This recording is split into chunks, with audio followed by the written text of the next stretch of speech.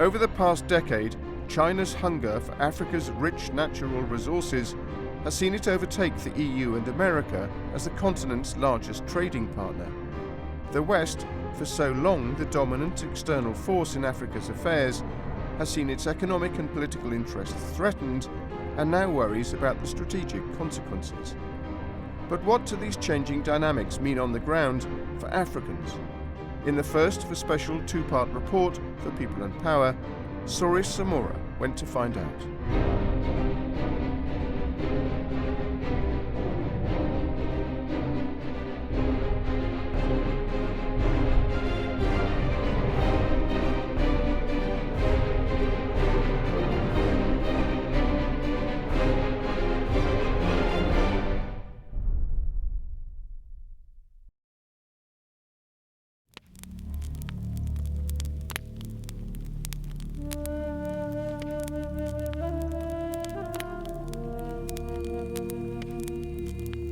Kole kwaiser beno nikibwane chumbek ko ingebitu kekere kikomei kimi timwek emoni makinyoru akot echek timwecho kikitar keken biik kelenji kinyokeminwo ketik kumbe ko kikikene biik keyae biashara keibu notik cheyobu ano akobo shauritab nusuni kikotar biik nusu ko chumbek nikibwa sikonyokowal ko ngobwa koitu chumibani kosibi soturini kobochu kobendi en kandoik chikikiib emoni ko chebo rabisiek age tugul kotuchin konyek. There is an old African saying, when two elephants fight, it is the grass that suffers. For many of us Africans, our relationship with the West has defined centuries of bitter and humiliating history. Slavery, colonialism. Since independence, our governments have reduced themselves to begging from the very powers that once enslaved us. Foreign aid, our daily bread, the hopeless continent. Today, a new elephant has arrived in our lands.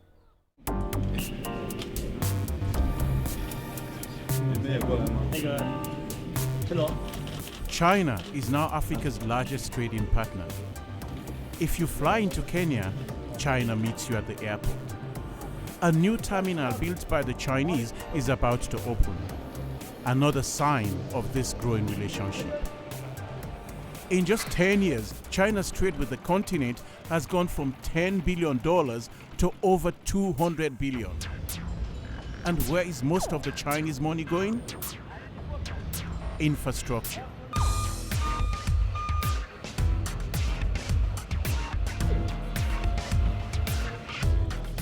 Across the continent, Chinese money and Chinese firms are running major infrastructure projects. It is estimated that 30% of all new projects in Africa are the result of Chinese investment.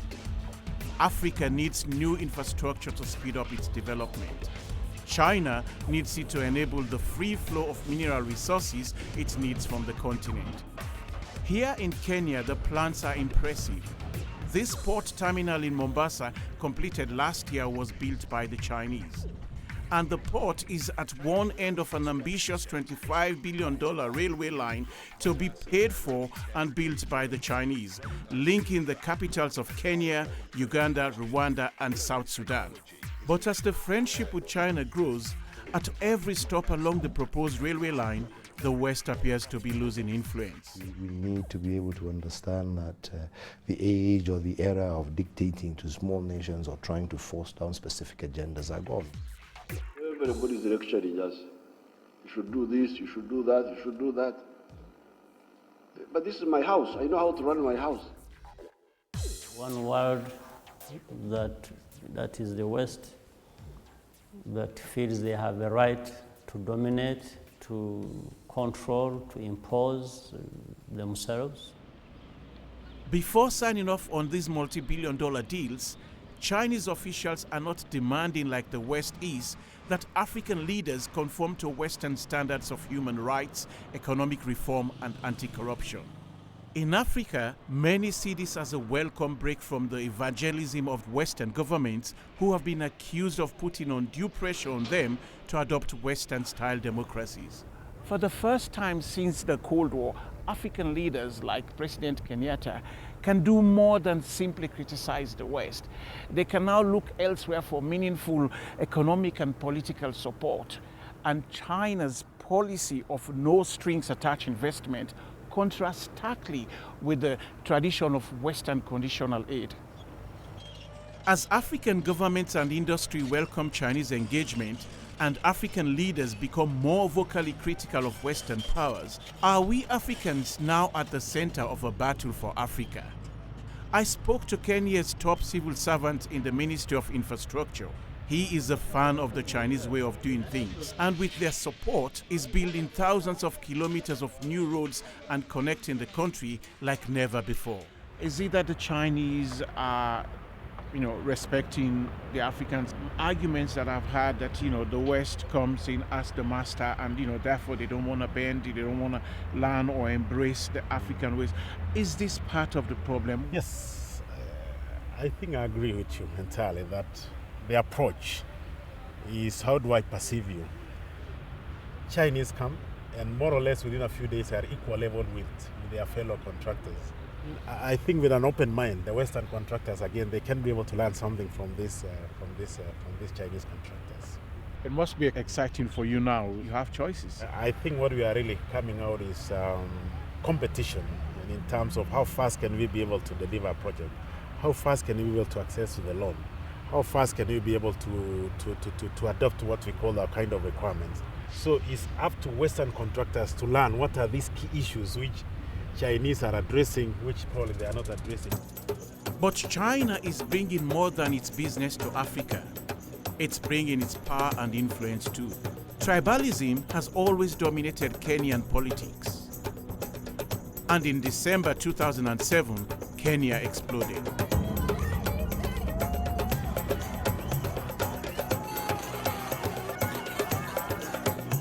The country split down tribal lines in a fury of violence after a hotly contested presidential election. Over 1,000 people were killed. Hundreds of thousands lost their homes. Next, the International Criminal Court, or the ICC, charged current President Uhuru Kenyatta, leader of Kenya's largest tribe, the Kikuyu, and his deputy William Ruto, leader of Kenya's third largest tribe, the Kalenjin, of being connected to murders and rapes that took place during the violence. Every case since the International Criminal Court was founded in 2002 has been against an African. And now that a sitting president is facing trial, people not just in Kenya but throughout Africa reject the ICC's action and worse, accuse it of Western-backed racism. But now the process has degenerated into some kind of race hunting. While President Kenyatta vigorously criticized the ICC and Western powers, China threw its weight behind demands to have the ICC trial suspended. The Kenyan leaders were democratically elected by the Kenyan people, and their dignity should be fully protected and respected. Nothing did more to solidify Kenya's growing bond with its eastern partner. Kisumu in western Kenya is where the worst of the tribal violence happened. Bernard's entire family was murdered by a gang from an opposing tribe allegedly mobilized by President Kenyatta. He has been scarred for life by the bonds he sustained. Hapa ndio kaburi. Alafu walikuja kuvamia sisi kwa nyumba, alafu wakaweka petroli wakisha moto. Watu yangu yote 11 walikufia katika hiyo moto. Hii nilisikia tu kwa radio ati president ama naibu president ako huko na case, president pia sijui ako na case huko, hata mimi sijui. Hiyo ni jukumu ya serikali ya Kenya na serikali ya huko, wenye wanataka ukweli ya wananchi ipatikane. I've seen this so many times in my travels throughout my continent. Tribe is so important. It connects us through families and neighbors to land and tradition, but it also divides us. it robs us of leaders capable of representing and uniting whole nations. At its worst, it kills and destroys millions of us. I wanted to ask President Kenyatta if Chinese investment will be used to benefit all tribes in Kenya. Despite many requests, he was not available for an interview. Raila Odinga is the leader of Kenya's second largest tribe, the Luo. And because tribe dominates politics in Kenya, that makes him Kenya's opposition leader as well. He was the losing candidate in the violent election 7 years ago. He thinks many of his countrymen are wrong to criticize the International Criminal Court's action against President Kenyatta.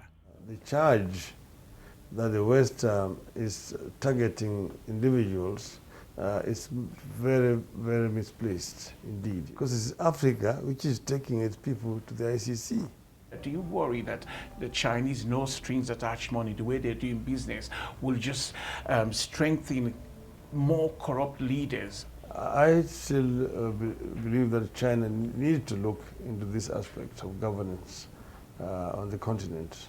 The human rights issues in the countries where they trade, rather than just looking at an economy in terms of its ability to repay the debt which is being advanced by the Chinese government.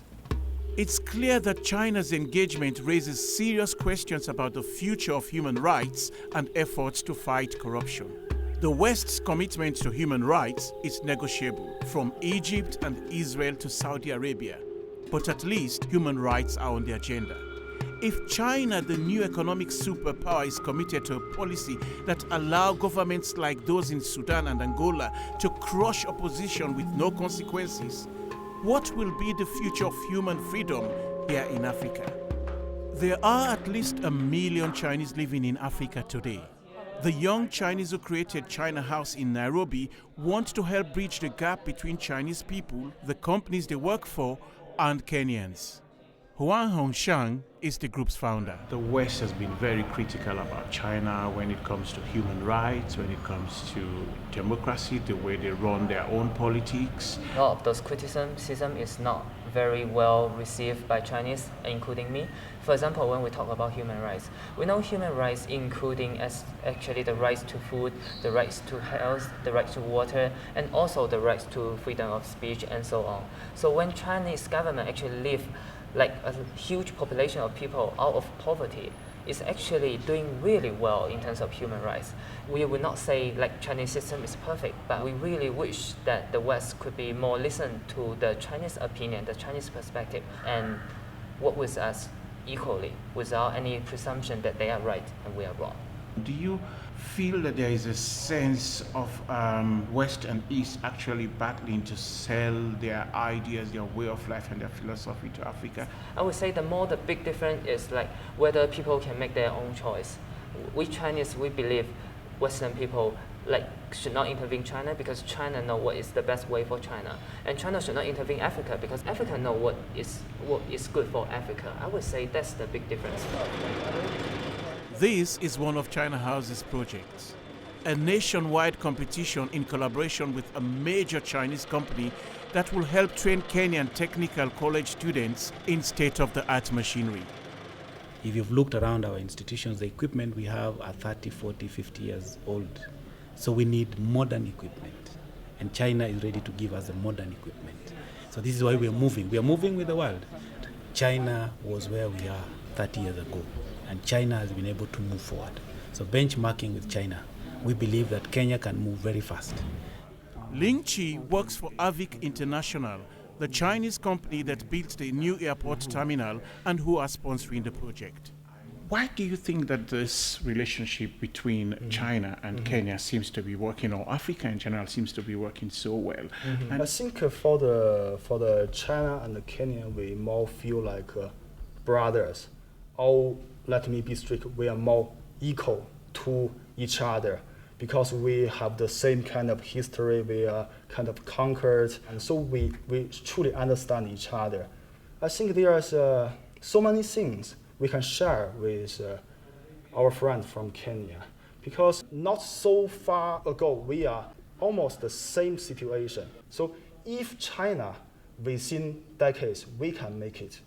Why can't Kenya? Why can't Africans?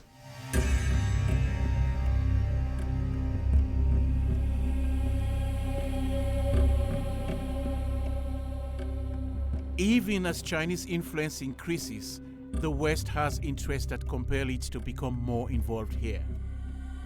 Westgate Mall, September last year, terrorists killed 67 people. This attack in Nairobi has been followed by numerous more along the coast near Mombasa, striking at the heart of Kenya's lucrative tourist industry. This beach, previously packed with holidaymakers, is strangely quiet. Kenya has become a front line in the war on terror, a hot war being fought by African troops backed by the West. Kenya alone has committed almost 4,000 soldiers to the conflict in Somalia, and while the country is paying a price for its involvement, the politicians here know they can count on continued support from the West, even while they court new business from China. We all want the same goal. The goals of the current government of Kenya are ones that we totally subscribe to. They are for a more secure Kenya, which defeats the threat, a very real threat of terrorism. We are old partners, and as befits that, we may not always agree on things, but we don't need to do anything other than work together in partnership. What do you think about the perception that the relationship between Britain and Kenya is in decline because of the strengthening relationship between Kenya and China? I recognize the perception, but I don't recognize the reality, I think is my main response. We are the largest trading partner outside of East Africa for Kenya. Over 30% of the exports from Kenya go to the European Union. Of the top 10 taxpayers in Kenya, 5 are British companies. The 2 largest private sector employers in Kenya are British companies. More visitors come to Kenya from Britain every year than from any other country. Our relationship is deep, it is historic, it is broad. So the idea somehow that it's diminished, I just don't think faces up to the facts. The idea then that there is some kind of competition with China, I think also doesn't really reflect the reality of the way the world works in the 21st century. This isn't the Cold War. So fundamentally, I think the Chinese investment in Kenya and Chinese investment in Africa is a good thing. It should be welcomed. All of those of us who want to see a more prosperous, more stable Kenya should welcome investment in infrastructure, in roads.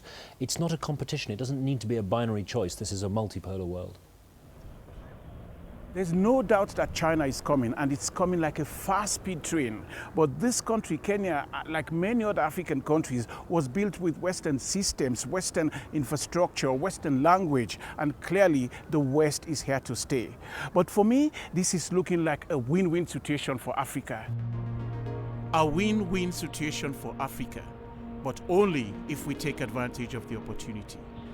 On this journey, it's becoming clearer that the real battle for Africa is not between East and West. It is a battle to control our own destinies that only we Africans can fight.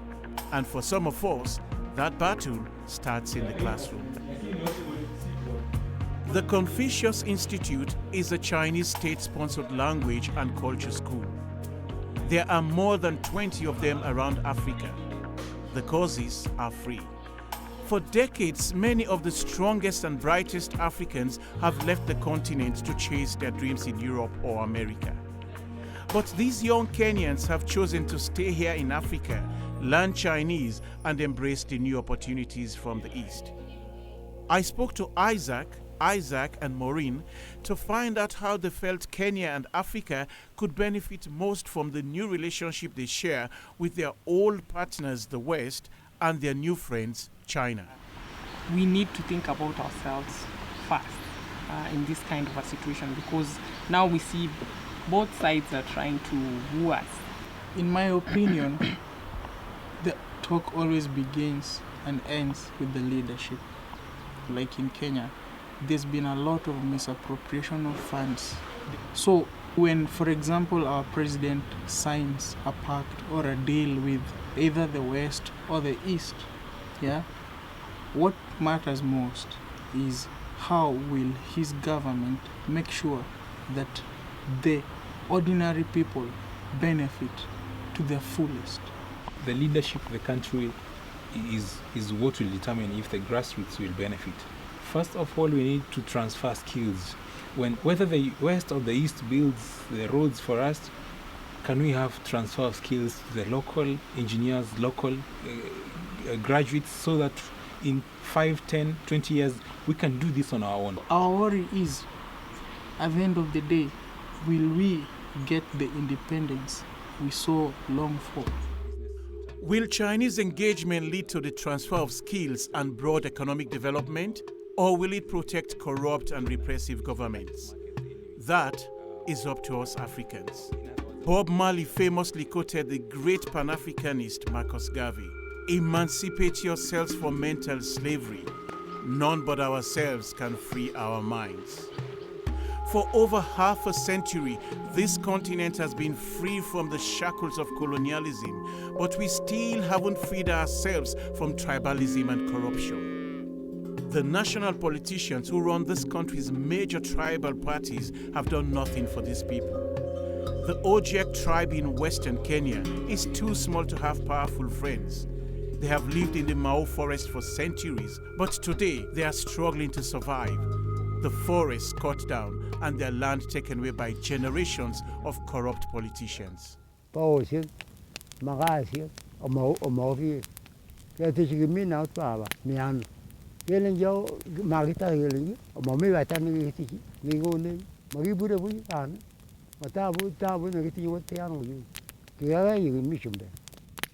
Omukondoi kemira ko kikoik mokoraek. Ile ini sarwo kolenjin wis inyon karon. Karon iwe ai si inyon karon. Ot kobet ngalechu ka. Itebi kabilana. How long will it be before our governments listen to the concerns of minority tribes like the Ojek? Gitu Wakahengeri is a veteran of the Mau Mau rebellion and spent over 7 years detained by the British. We thought by today, 50 years of independence, we are not inviting Chinese to come and build a standard railway line. We would do it. Therefore, we say those we handed over the independence that we recovered have failed us. And this is why we keep on asking them, can you revisit your commitment to leadership? That vision of self-reliance is not there. I have not read or heard anywhere in Africa that people are sacrificing enough for their own country, because they have learned that bribery way. And unless that is reversed, then we cannot have a hope. We are now leading to hopelessness. China gives Kenya and countries all over Africa the chance to develop and grow faster whilst keeping relations with all sides. But the overbearing influence of foreign powers is still a deep and legitimate concern. We in Africa have been blessed with our precious minerals and natural resources. But the most valuable and scarce resource on this continent is good government, because that's what the real battle for Africa is all about. Governments free from corruption, bringing us true independence, and the continent free at last from the overbearing influence of foreign powers. Next week, in part 2 of the Battle for Africa, I speak to the presidents of Ghana and Botswana as I go in search of good governance on the continent.